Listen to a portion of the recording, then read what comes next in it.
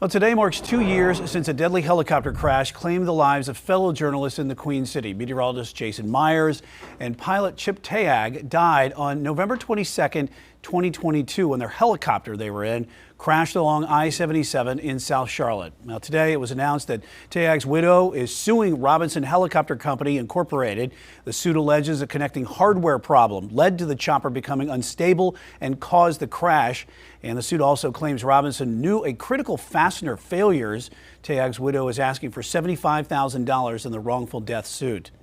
Queen City News Chief Legal Analyst Khalif Rhodes joins me now. And Khalif, we all remember what happened on this day a couple years ago. Very, very sad day. What does she allege here in this complaint? She's going through, they're making the allegations. Let's start this. This is obviously, as you mentioned, a dark day. I remember it vividly, and it's like, wow, how could this have already been 2 years ago? I thought it seems like it was just yesterday. But this is a claim that is a normal negligence claim. All negligence claims go through the same part. It's a tort, and so you're talking about, is there the ABCs? A duty, a breach, causation, and damages. A, B, C, D.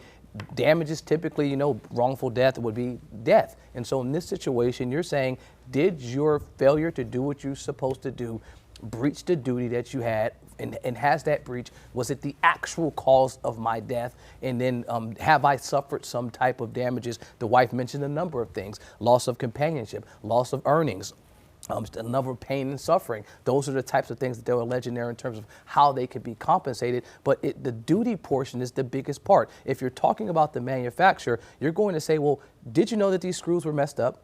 Did you make sure that you made folks aware of the issue? And I think they did that. But then they didn't make sure that it was mandated, that it was a mandatory removal.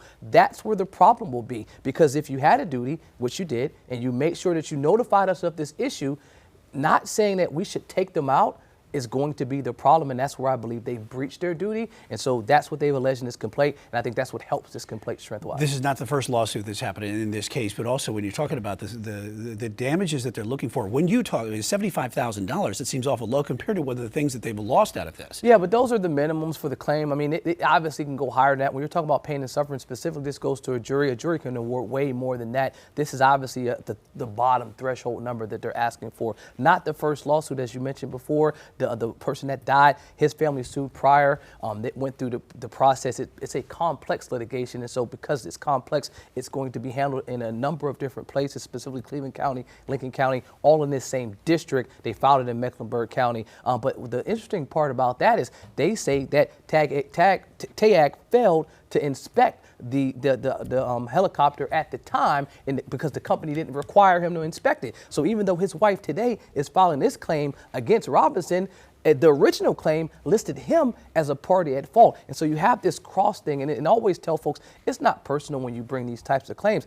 I'm suing the insurance. Typically, I'm suing the business. But in this situation, they also say that at some point he had some fault in this claim. And so today, at least his wife is able to say, well, hold on, my husband didn't do anything wrong. The company failed here, and this lawsuit is making those allegations. And you expect some sort of settlement into something? 100%. I mean, the bad press from this, if you're in the business of making helicopters and people need to fly them, you can't have them crashing because you failed to tell them that there are screws that are missing in or corroding, and making sure that you mandated they remove them. So settlement for sure. Chief Legal Analyst Khalif Rhodes, thanks.